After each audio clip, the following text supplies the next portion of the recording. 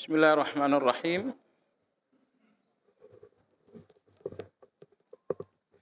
Assalamualaikum warahmatullahi wabarakatuh.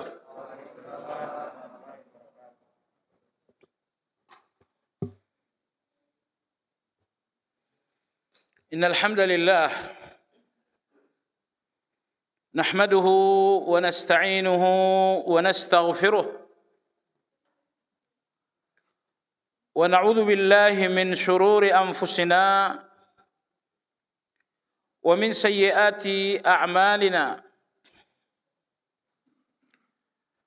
Man yahdillahu fala mudilla lahu wa man yudlil fala hadiya lahu.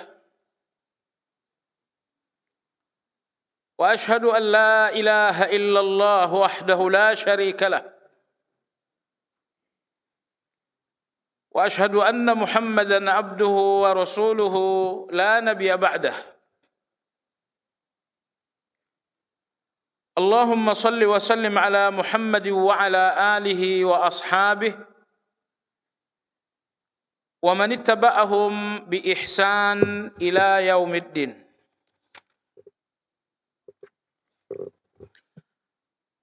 Ya ayyuhalladzina amanu ittaqullaha haqqa tuqatih wa la tamutunna illa wa antum muslimun.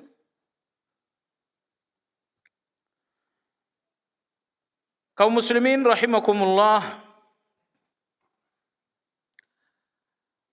kita ini sudah melewati masa lalu yang sudah panjang.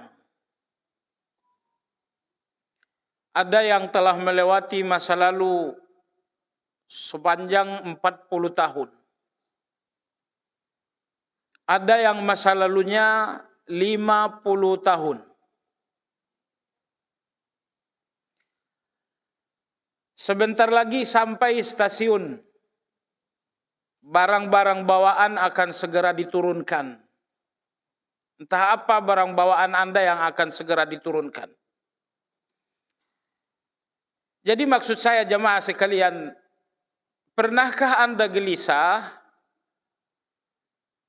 bahwa masa lalu yang sudah sangat panjang itu ternyata sangat kotor? Itu sangat banyak sekali sampah. Dari sejak kita dewasa sampai hari ini kita berdiri di atas usia 50 tahun. Perjalanan yang enggak sebentar, dan ini perjalanan yang penuh dengan dosa. Jadi jemaah sekalian, apa yang Anda lakukan untuk membersihkan itu semuanya? Nah, dalam zikir sehari-hari ada 5 zikir yang oleh Nabi Shallallahu Alaihi Wasallam diwanti-wanti menghapuskan dosa masa lalu meskipun sebanyak buih di lautan. Ini sudah disampaikan dalam kajian ibu-ibu beberapa waktu lalu, tinggal bapak-bapak yang belum.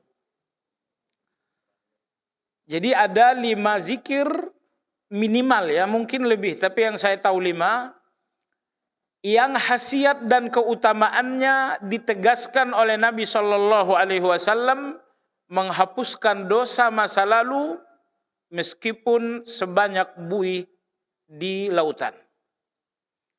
Baik, kita mulai. Apa zikir yang pertama? Menghapus dosa masa lalu meski sebanyak buih di lautan. Zikir yang pertama, membacakan subhanallah wa bihamdih 100 kali pagi, 100 kali sore. Kata Nabi Shallallahu Alaihi Wasallam, siapa yang membacakan subhanallah wa bihamdi 100 kali pagi, 100 kali sore, ghufira lahu ma taqaddama min dhanbihi wa in kana mithla zabadil bahr. Diampuni dosa masa lalunya meskipun sebanyak buih di lautan. Jadi habis subuh, habis asar, gak usah buru-buru meloncat. Duduk dulu 10 menit. Masa lalu 50 tahun harus dibersihkan. Bacakan subhanallah wa bihamdi 100 kali. Ini zikir yang pertama. Lalu zikir yang kedua adalah membacakan tasbih 33, tahmid 33, takbir 33, lalu digenapkan 100 dengan membacakan la ilaha illallah wahdahu la syarikalah sampai akhir. Setiap selesai salat 5 waktu. Tadi Anda salat maghrib, Anda bacakan tasbih 33 dan selanjutnya, ternyata keuntungan yang Anda dapatkan oleh Nabi SAW dikatakan, ghufira lahu ma taqaddama min dzambi wa in kana mithla zabadil bahr. Dosa masa lalu diampuni oleh Allah meskipun sebanyak buih di lautan. Ini zikir yang kedua. Maka kalau misalnya Anda berpikir nakal, selesai sholat mau langsung kabur, Anda sedang mengabaikan ampunan untuk dosa masa lalu, meskipun sebanyak buih di lautan. Jadi Anda tidak usah berpikir, duduk dululah 5 menit, bacakan zikir tersebut. Kemudian zikir yang ketiga, apabila muazzin mengumandangkan asyhadu anna Muhammadar Rasulullah, maka Anda jawab dengan yang sama. Setelah itu Anda tambahkan raditu billahi rabba wa bil islami dina wa bi Muhammadin sallallahu alaihi. Apa yang Anda dapatkan? Kata Nabi SAW dalam hadis riwayat Imam Muslim dari Abbas radhiyallahu an, ghufira lahu zambuh. Dosa-dosanya yang berlalu diampuni oleh Allah. Ini yang ketiga. Yang keempat dan yang kelima, ini waktunya sama. Yaitu ketika Anda telah berbaring untuk tidur malam. Anda sudah berwudu, kemudian tempat tidur pun sudah dikibas, lalu Anda berbaring. Hal pertama Anda ucapkan saat berbaring adalah istighfar. Astaghfirullahal azim alladzi la ilaha illa huwal hayyul qayyum wa atubu ilaih. Bacakan 1 kali. Astaghfirullahal azim alladzi la ilaha illa huwal hayyul qayyum wa atubu ilaih. Apa yang akan Anda dapatkan? Kata Nabi sallallahu alaihi wasallam, ghufira lahu ma taqaddama min dzambihi wa in kana qad farra minaz zahf. Akan diampuni dosa masa lalunya meskipun terdapat dosa melarikan diri dari medan jihad. Lari dari medan jihad, dosa besar atau dosa kecil? Dosa besar. Tapi Nabi alaihi salatu wassalam bersabda, meskipun dalam tumpukan dosa masa lalu itu ada dosa besar, seperti lari dari medan jihad, akan diampuni oleh Allah Azza wa Jalla apabila saat berbaring untuk tidur malam, Anda bacakan astaghfirullahal azim alladzi la ilaha illahu al-hayyul qayyum wa atubu ilaih. Lalu yang kelima, yang terakhir, membacakan la ilaha illallah wahdahu la syarikalah lahul mulku wa lahul hamdu wa huwa ala kulli syai'in qadir wa la hawla wa la quwwata illa billah subhanallah walhamdulillah wa la ilaha illallah wallahu akbar. Anda bacakan saat telah berbaring juga untuk tidur malam. Keutamaannya apa? diampuni dosa masa lalu meskipun sebanyak buih di lautan. Jemaah sekalian yang saya hormati, usahakan 5 zikir ini betul-betul fokus Anda dalam sehari-hari. Masa lalu Anda bukan 2 hari. Tapi masa lalu Anda berpuluh-puluh tahun. Dan kalau Anda jujur, puluhan tahun masa lalu itu penuh dengan dosa. Dan tentu Anda tidak boleh menyeret dosa bergunung-gunung ini di depan Allah. Maka usahakan agar masa lalu berpuluh-puluh tahun itu betul-betul bersih. Inilah 5 zikir sederhana dan mudah. Anda hanya perlu melawan malas. Yang kedua melawan lalai. Untuk Anda bisa istiqamah membacakan zikir yang 5 ini. Sudah hafal semua? Baik. Pertanyaan berikutnya, Anda udah tahu nih zikir yang 5.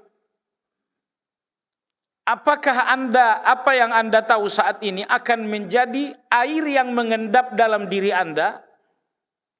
Atau akan menjadi air yang mengalir untuk semua orang-orang yang Anda kenal?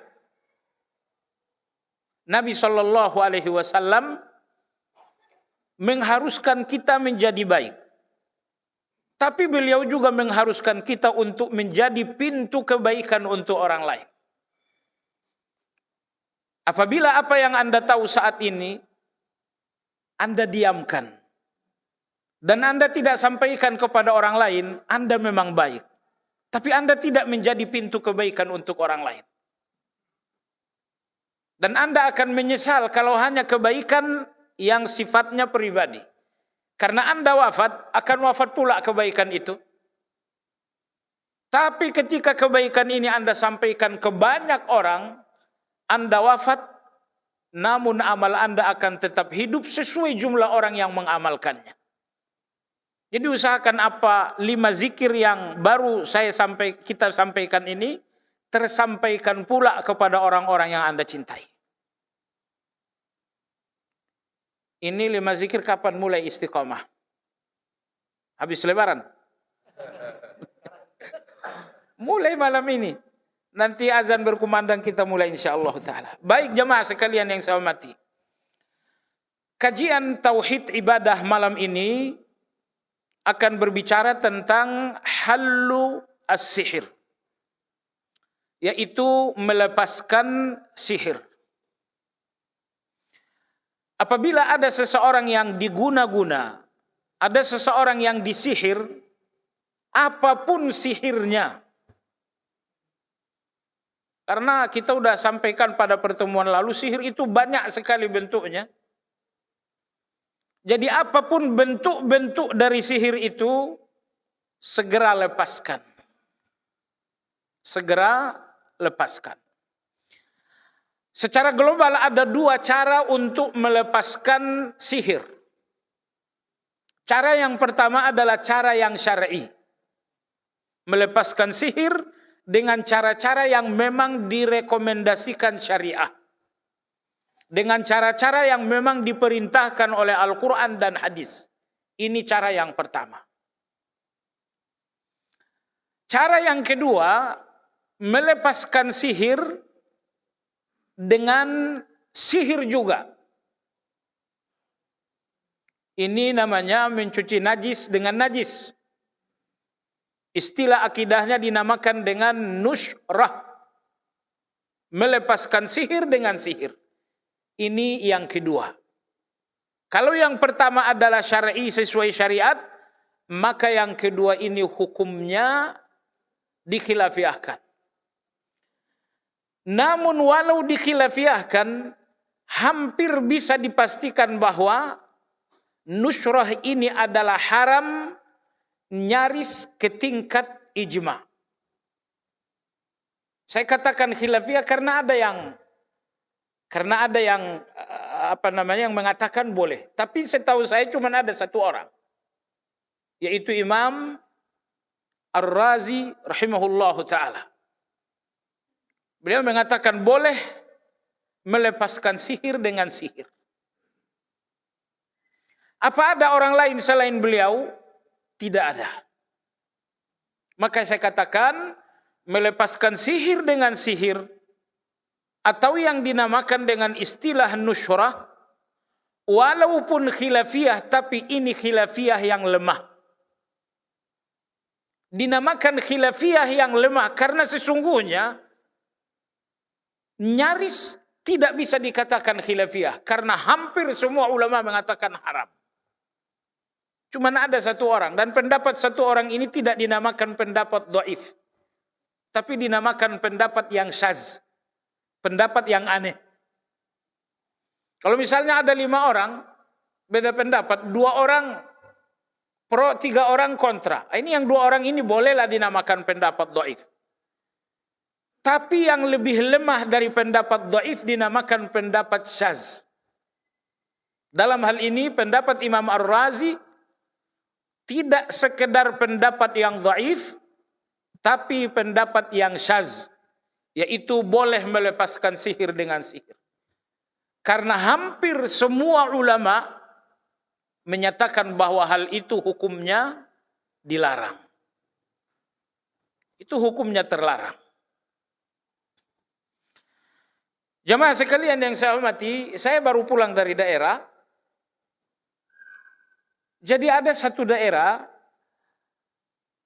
kata mereka, Ustadz, di sini persoalan sihir masih sangat diminati masyarakat.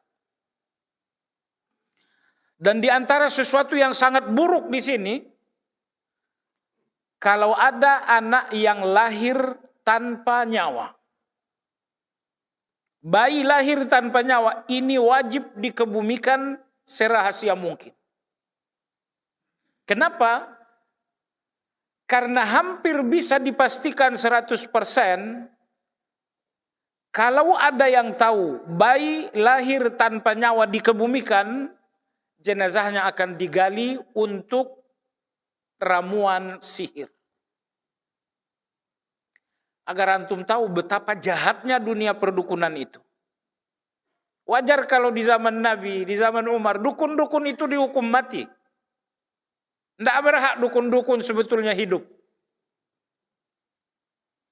Kenapa mereka tidak berhak hidup? Karena dari profesi mereka sebagai dukun, mereka pun tidak segan-segan menghabisi nyawa manusia. Ini bayangkan ini, bayi lahir tanpa nyawa, itu jenazahnya kemudian diambil, dibakar, itu untuk ramuan sihir.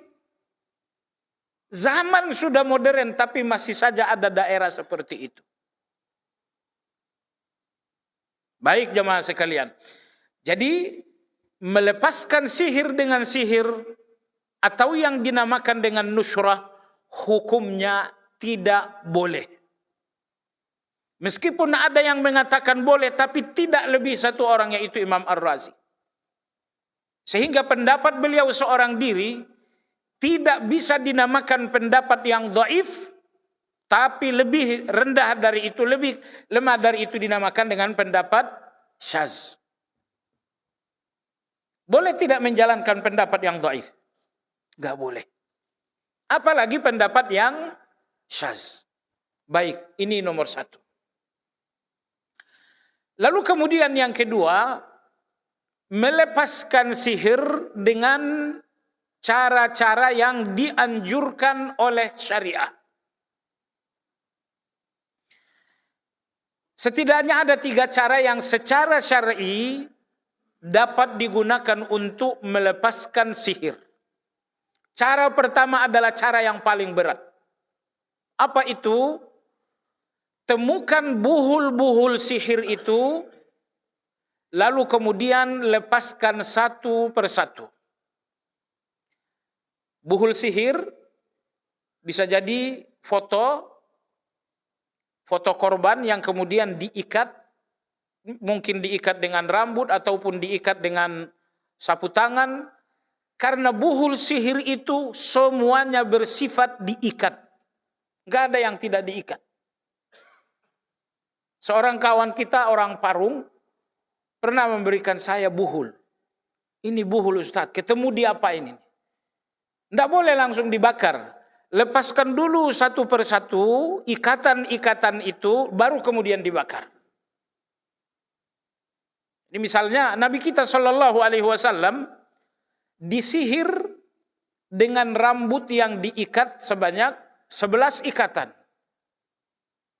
Dan ketika Nabi Shallallahu Alaihi Wasallam memerintahkan Ali untuk mengambil itu, ternyata rambut itu diikat dengan 11 ikatan, lalu dimasukkan ke dalam bungkus korma itu sebelum mekar, lalu diikat lagi, lalu kemudian direndam di sebuah sumur yang tua. Pelepah korma, itu pelepah korma di dalamnya diselipkan 11 ikatan rambut, baru pelepah korma ini kemudian diikat, lalu direndam atau dibenamkan di sebuah sumur tua di Madinah. Jibril alaihi salam memberitahukan Nabi bahwa beliau disihir. Lalu Jibril juga mengatakan, Muhammad, keluarkan sihir dan lepaskan. Maka Nabi Shallallahu Alaihi Wasallam memerintahkan Ali ibnu Abi Thalib radhiyallahu an untuk mendatangi sumur itu, lalu mengangkat pelepah korma dan membongkar pelepah korma untuk menemukan 11 rambut yang diikat, rambut Nabi yang diikat 11 ikatan oleh orang Yahudi itu. Ini cara yang paling sulit melepaskan sihir. Kenapa sulit? Pertama, karena kadang-kadang kita nggak tahu di mana buhul itu berada. Tapi 100% setiap sihir ada buhulnya. Setiap sihir ada buhulnya. Apakah buhul berupa boneka, ataukah buhul itu berupa foto, ataukah buhul itu berupa rambut korban. Pokoknya yang ada hubungan dengan korban.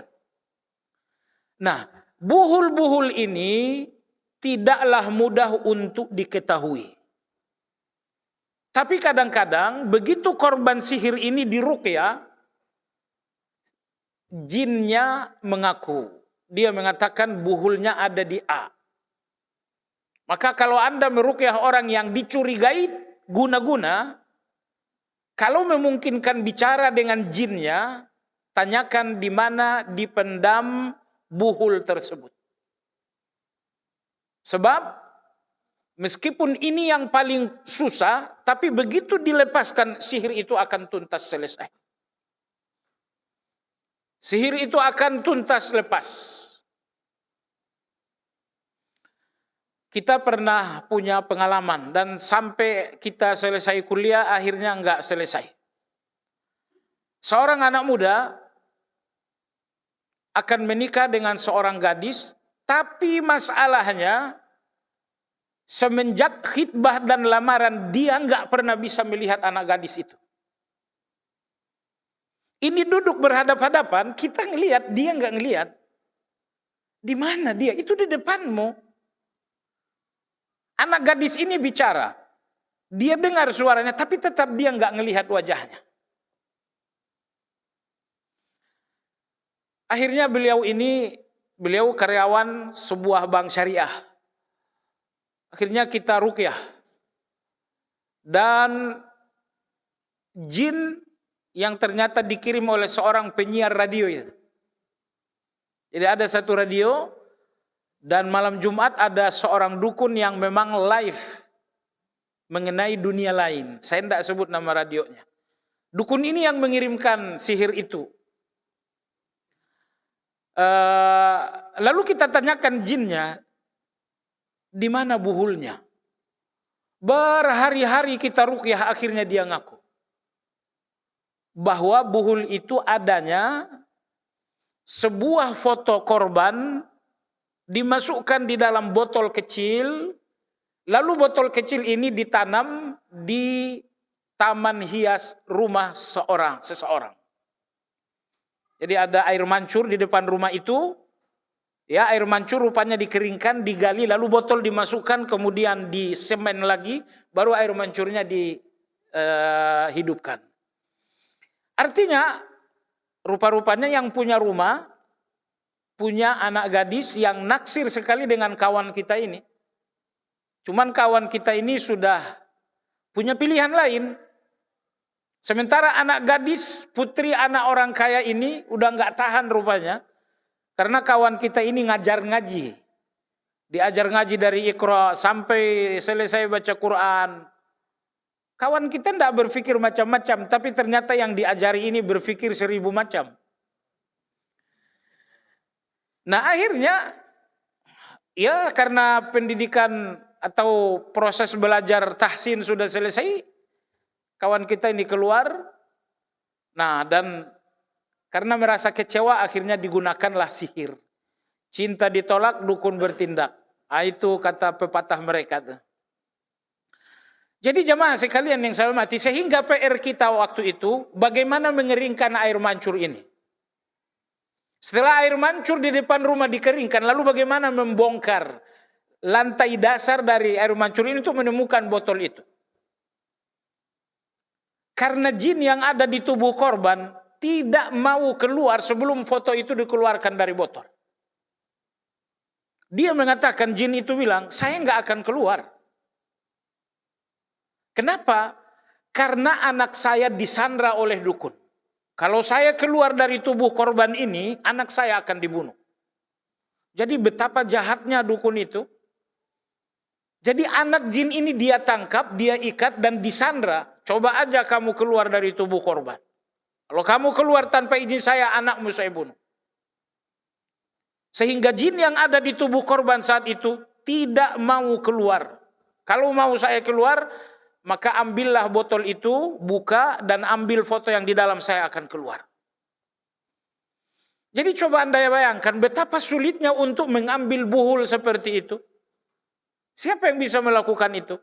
Kolamnya dikeringin dulu, baru kemudian dibongkar. Oleh sebab itu, cara yang paling sulit untuk melepaskan sihir adalah dengan membuka buhulnya. Dengan membuka buhulnya. Dan dukun-dukun kadang-kadang menyimpan buhul di tempat yang tak terduga-duga. Beberapa waktu lalu ada seorang korban sihir, ibu-ibu, begitu diruqyah berkali-kali akhirnya jinnya mengaku dan bersedia menunjukkan di mana tempat buhul. Di mana tempat buhul? Anda tahu di mana tempat buhul? Tempat buhul itu ternyata ada di papan nama sebuah makam. Jadi ada makam yang baru, ada papan namanya. Jadi papan nama ini dibolongin, lalu dimasukkan buhul ke dalam, kemudian dilem kembali. Mau tidak mau, haruslah didatangi makam tersebut, izin dengan keluarganya, lalu papan nama kuburan ini kemudian diambil, begitu dipecahkan ditemukanlah buhul tersebut dalam bentuk ikatan-ikatan. Maka oleh sebab itu jamaah sekalian, cara yang paling sulit melepaskan sihir adalah dengan melepaskan buhulnya. Buhul ini yang Allah sebutkan dengan istilah al-uqad. Wa min syarrin naffatsati fil al-uqad. Al-uqad itu adalah buhul. Baik. Kita punya pengalaman juga. Ada seorang dosen Lipia dari Sudan. Istrinya sering mengalami gangguan dan ternyata sihir. Saya punya kawan yang sangat berkah meruqyah. Akhirnya ketika istrinya diruqyah, terbuktilah bahwa dia disihir oleh seseorang di Sudan. Kemudian bagaimana menemukan buhul padahal buhul ada di negeri Sudan? Nah, ini cara yang kedua ini perlu.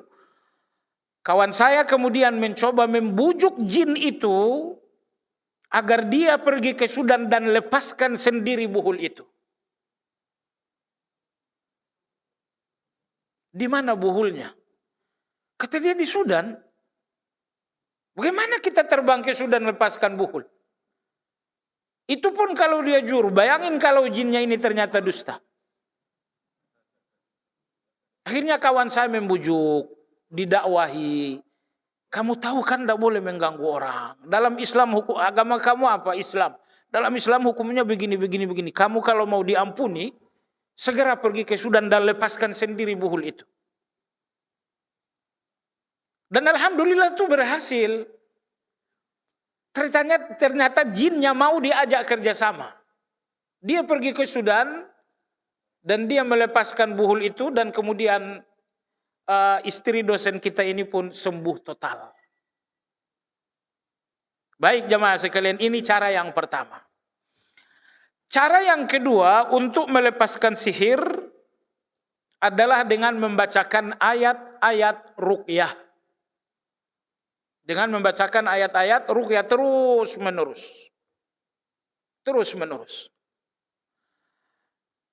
Sihir ini seperti penyakit biologis lainnya. Enggak sembuh dalam satu kali ruqyah. Mungkin Anda perlu ruqyah selama 2 minggu, mungkin perlu ruqyah selama sebulan, atau mungkin perlu ruqyah selama beberapa tahun. Kita menemukan kasus korban sihir itu baru tersembuhkan, itu pun sesungguhnya saya bilang tidak 100%. Tapi nyaris sudah tidak gangguan lagi setelah diruqyah selama kurang lebih 3 tahun. Karena kita waktu itu tidak menemukan buhul. Sehingga satu-satunya cara karena begini, kadang-kadang jin yang akan dikirimkan oleh dukun ini, oleh dukun kemudian dibikin bisu dulu. Entah dia cekik jin itu sehingga tidak bisa bicara. Kayaknya dukun itu sadis. Iya, jadi jin ini dicekik dulu sampai bisu lalu kemudian dikirim. Sehingga nggak bisa kita nggak bisa mengambil informasi apa-apa. Maka dalam kondisi seperti ini, yang menjadi andalan kita adalah terus-menerus membacakan ayat-ayat ruqyah. Bacakan Al-Fatihah, bacakan bagian akhir Al-Baqarah, kemudian bacakan ayatul kursi. Kemudian kalau ini semua terasa berat bagi Anda, maka fokus membacakan 3 qul. Khusus qul a'udzu birabbil falaq, bacakan berkali-kali. Bacakan berkali-kali, entah 3 kali, entah 5 kali, entah 7 kali. Kekuatan ruqyah, keberkahan ruqyah Anda terletak dalam tawakal. Jadi Anda nggak usah berpikir ini yang ngeruqyah harus Ustadz Fulan. Nggak mesti Ustadz. Ya. Kalau Anda betul-betul tawakal kepada Allah Azza wa Jalla, maka ruqyah Anda betul-betul akan diberkahi oleh Allah Subhanahu wa taala. Walaupun kita ini orang awam, tapi kekuatan ruqyah, keberkahan ruqyah ada di dalam tawakal.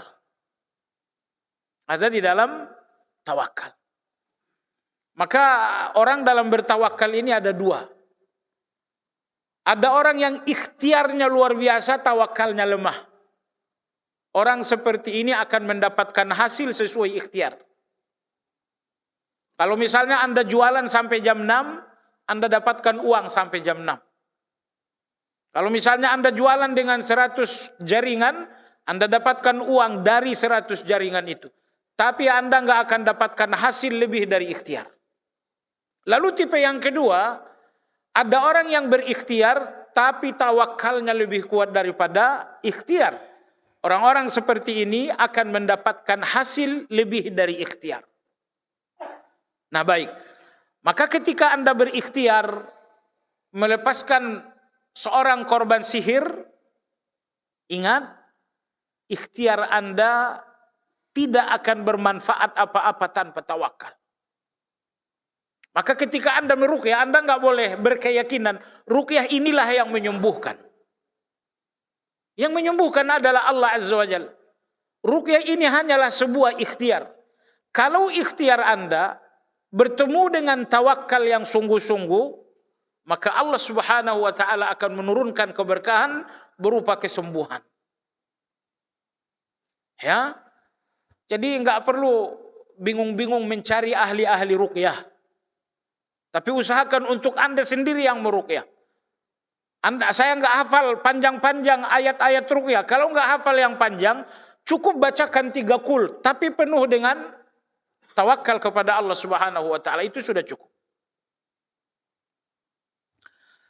Kemudian cara yang ketiga untuk melepaskan sihir adalah dengan menggunakan daun bidara.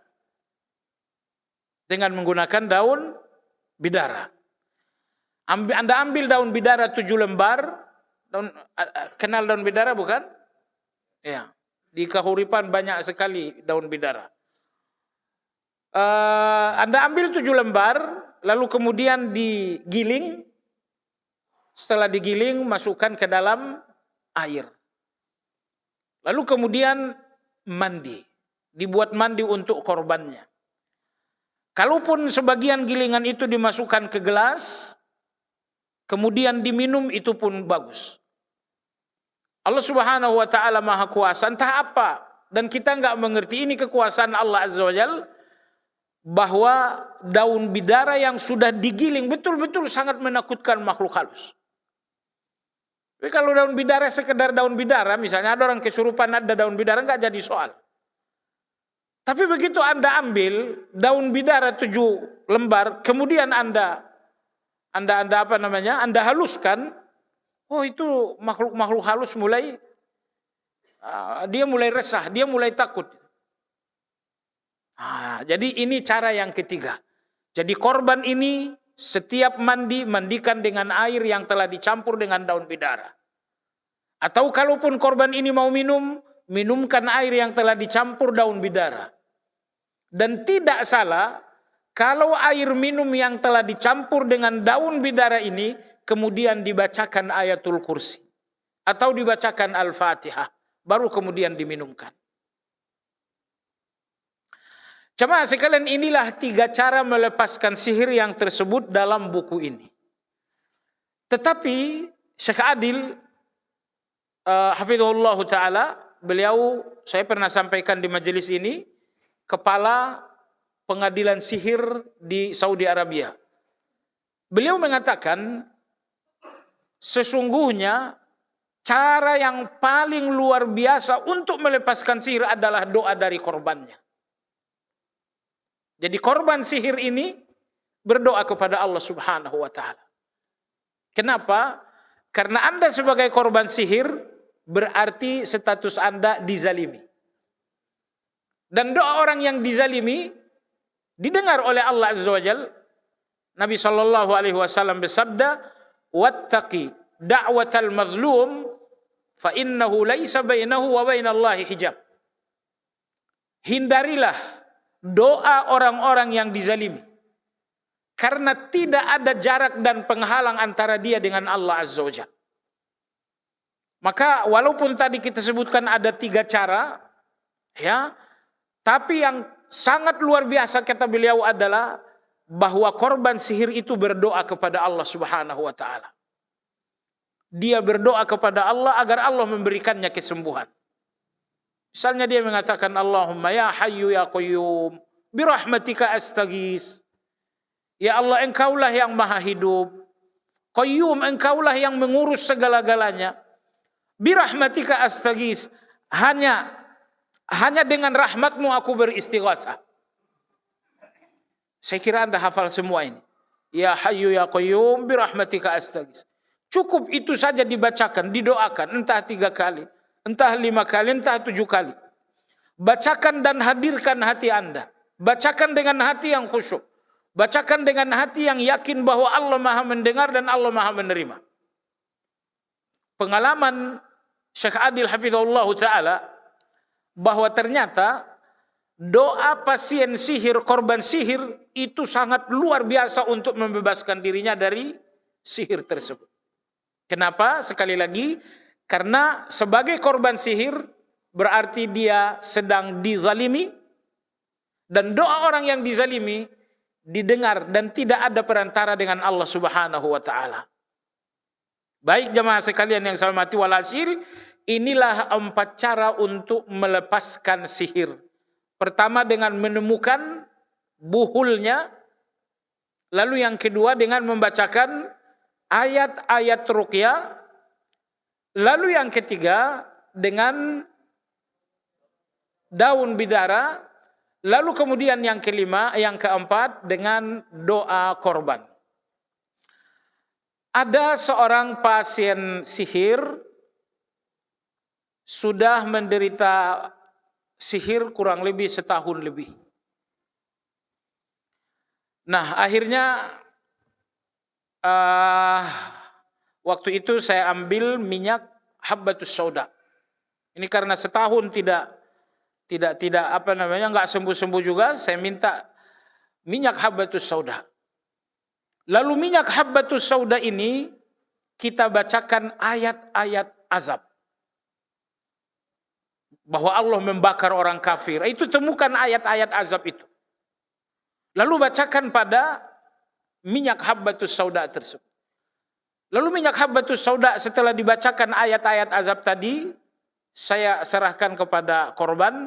Saya bilang, nanti malam oleskan ke seluruh tubuh sambil membacakan surat ayatul kursi. Nah, akhirnya dia melakukan hal itu hanya 3 malam berturut-turut.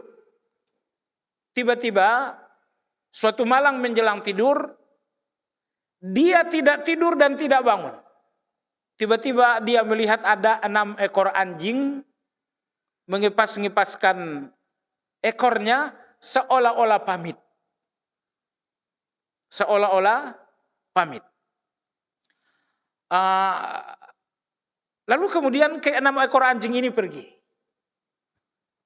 Dan dia pun mulai tidak merasakan ada sihir lagi. Cuman yang aneh, selama berhari-hari dari mulutnya keluar bau bangkai. Karena kemungkinan besar jin yang pemimpinnya itu terbakar ataupun mati di dalam. Ya, karena jin ini dia bawa pasukan. Ketika dia sudah dapatkan tugas untuk mengganggu seseorang, dia nggak datang seorang diri. Biasanya dia membawa pasukan. Dia bawa pasukan 16 atau 7. Jadi anjing yang tadi keluar itu mungkin hanya sekedar pasukan. Adapun jin yang sesungguhnya dapat tugas khusus tadi pimpinannya kemungkinan besar mati. Sehingga selama berhari-hari ibu-ibu tersebut merasa kesulitan karena dari mulutnya selalu keluar bau bangkai yang sangat busuk sekali. Yang sangat luar biasa mengganggu. Nah, beberapa minggu lalu saya kembali menemukan keanehan lagi. Karena beberapa kali saya meruqyah ibu-ibu ini, jin yang masuk adalah jin sejenis anjing. Maka apabila ibu ini diruqyah, biasanya yang keluar adalah suara anjing. Apa keanehan yang saya maksudkan? Selama setahun dia dalam pengaruh sihir, ternyata dia sedang hamil anak ketiga. Hamil anak ketiga. Nah, beberapa minggu, ya mungkin sekitar 2 minggu lalu, anak yang dia hamil, ya anak-anak yang dia kandung selama pengaruh sihir itu nangis. Dan kalau anaknya nangis itu persis seperti suara anjing menggonggong. Ya, Anda tahu kan anjing menggonggong, nggak perlu saya contohin kan? Jadi itu kemarin ya, emaknya ini pergi ke pasar dan nggak dibolehkan ikut anak ini. Lalu anak ini menangis dan masya Allah, tangisan anak ini benar-benar mirip seperti anjing menggonggong ini. Saya mulai berpikir jangan-jangan anak ini kerasukan juga ini. Waliyadzubillah. Jadi jamaah sekalian yang saya hormati, inilah beberapa hal berkenaan dengan melepaskan sihir. Jadi di sini ada 3, saya tambahkan 4, yang keempat tadi dari rekomendasi Syekh Adil hafizahullahu taala. Berapa menit lagi? Oh, 2 menit lagi. Ada pertanyaan? Iya, tafadhol, silakan.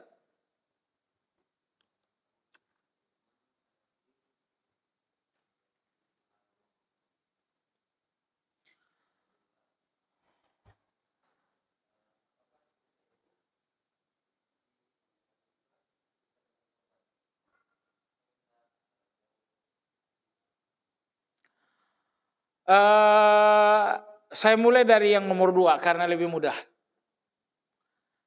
Ruqyah disyaratkan harus dengan suara yang terdengar. Maka walaupun Anda meruqyah dekat tapi berbisik, itu tidak boleh. Ini korban di depan saya bacakan tapi bisik-bisik, nggak boleh. Kenapa nggak boleh? Karena tasyabbuh dan menyamai dukun-dukun yang membaca mantra dengan berbisik-bisik. Sehingga Anda boleh membacakan ruqyah dengan suara berbisik. Tapi harus dengan suara yang terdengar. Atas dasar inilah maka ruqyah jarak jauh, sepanjang suara Anda terdengar oleh korban, hukumnya dibenarkan. Yang penting ayat-ayat ruqyah ini terdengar dengan jelas oleh korbannya. Itu dibenarkan. Tapi saya pikir ini hanya dalam keadaan darurat. Hanya dalam keadaan darurat. Baik. Kalau di televisi saya lihat ada pengobatan jarak jauh. Ruqyah nggak bisa begitu. Ruqyah itu Anda ngaji, bacakan ayat-ayat ruqyah dari jauh, tapi suara Anda memang jelas untuk korban sihir. Itu dibenarkan. Lalu kemudian yang kedua, bagaimana menghayati zikir subhanallah wa bihamdih. Ini waktu ya. InsyaAllah kita kumandangkan azan, baru kita sampaikan jawaban yang kedua insyaAllah ta'ala.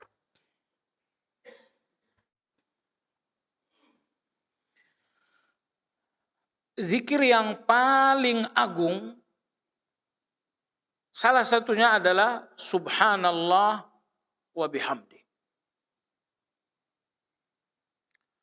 Semua zikir akan lepas begitu Anda sampai di surga. Kecuali tasbih. Meskipun sampai di surga orang masih bertasbih. Allah berfirman dalam surat Yunus, da'wahum fiha subhanakallahumma. Semua permintaan-permintaan orang surga disampaikan dengan subhanakallahumma. Saya pengen ketemu Nabi SAW. Minta kepada Allah subhanakallahumma. Saya pengen ketemu Imam Malik. Kalau misalnya nasib sampai di surga gitu ya. Bagaimana mintanya kepada Allah? Subhanakallahumma.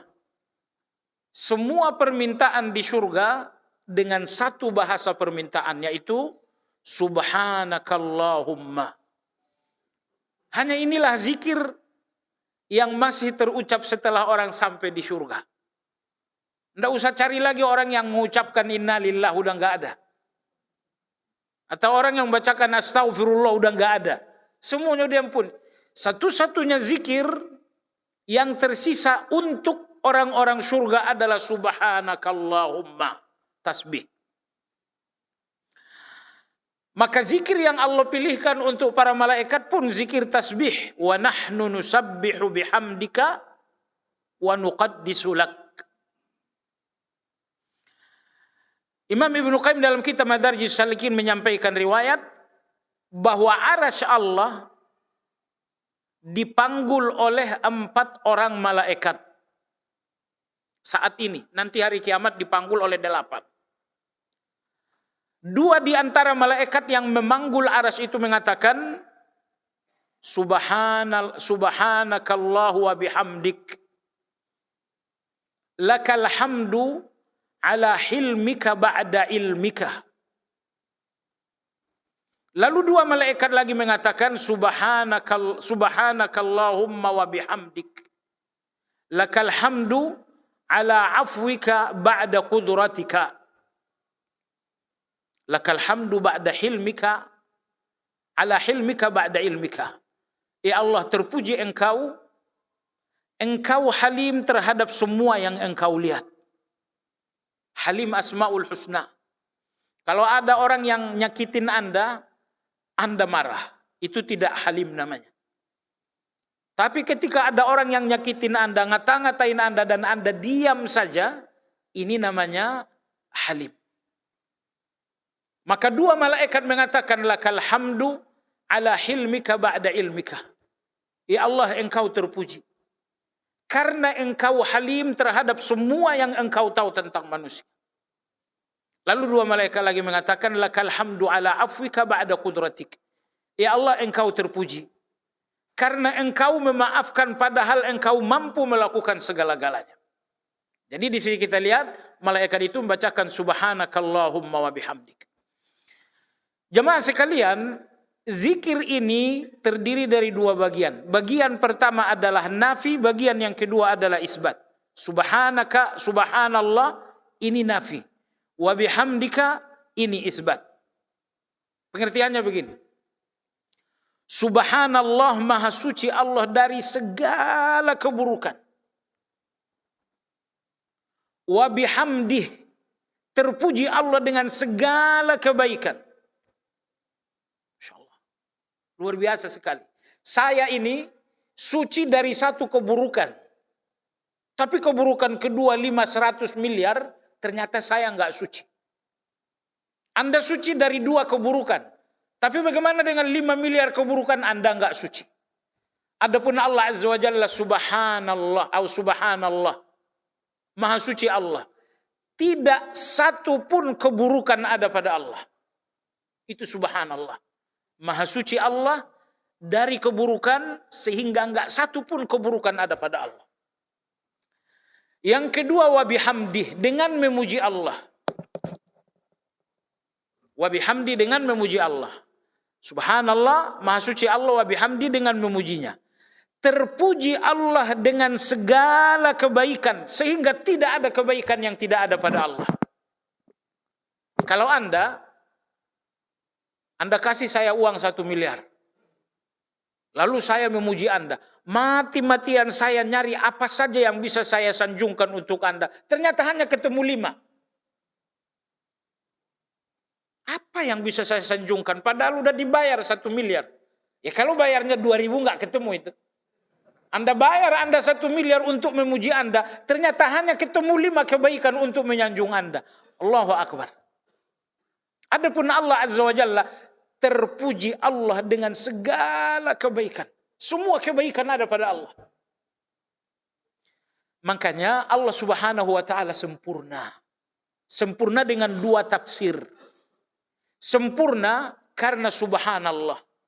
Sempurna Allah karena Allah maha suci dari segala keburukan. Sehingga enggak satu pun keburukan ada pada Allah. Kemudian yang kedua, Allah sempurna wa bihamdih, karena Allah terpuji dengan segala kebaikan. Sehingga enggak ada kebaikan yang tidak ada pada Allah. Baik. Jadi terus terang zikir subhanallah wa bihamdi, zikir yang sangat-sangat luar biasa sekali.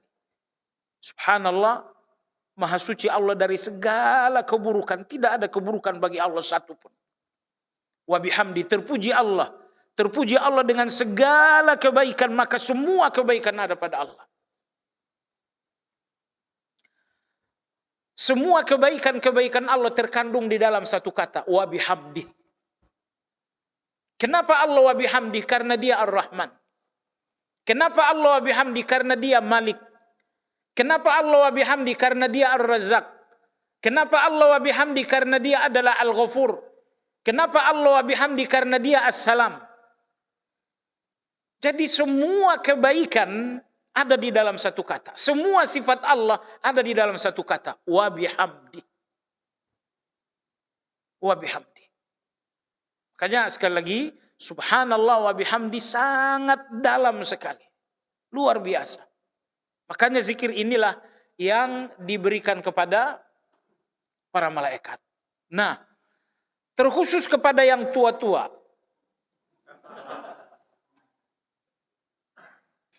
Usia 60 tahun lebih, zikir yang seharusnya Anda perbanyak adalah subhanakallahumma wa bihamdika Allahumma ighfir. Mana dalilnya? 3 bulan jelang Nabi SAW wafat, berarti udah tua belum? Sudah 63 tahun itu. 3 bulan beliau jelang wafat, terjadilah Hajjatul Wada, dan puncak Hajjatul Wada itu kemudian turunlah ayat yang memberikan perintah terakhir bagi beliau. Apa perintah terakhir? Fasabbih bihamdi rabbika wastaghfirhu. Sehingga sebagian ulama kita mengatakan, ketika Allah Azza wa Jalla memerintahkan nabinya dengan 3 perintah ini menjelang meninggal, maka 3 zikir inilah yang sangat diutamakan untuk mereka-mereka yang sudah sampai di titik usia sepuh. Subhanakallahumma wa bihamdika Allahumma ghfirli. Banyakkan membacakan zikir itu. Karena zikir inilah yang diperintahkan Allah untuk Nabi beberapa bulan jelang beliau sallallahu alaihi wasallam wafat. Anda bacakan di rukuk dan sujud bagus. Sebagaimana hadis Aisyah. Tapi di luar salat pun sambil berjalan, sambil duduk, baca banyak-banyak membacakan itu. Subhanakallahumma. Ya Allah, engkau maha suci, tidak ada keburukan sama sekali. Wa bihamdika, ya Allah, engkau terpuji, semua yang datang darimu kebaikan. Allahumma ghfirli. Ya Allah, ampuni aku. Ampuni aku atas masa lalu yang panjang. Ini khusus yang udah sepuh tadi. Baiklah, subhanakallahumma wa bihamdika asyhadu an la ilaha illa anta astaghfiruka wa atubu ilaik. Alhamdulillahirabbil alamin. Assalamualaikum warahmatullahi wabarakatuh.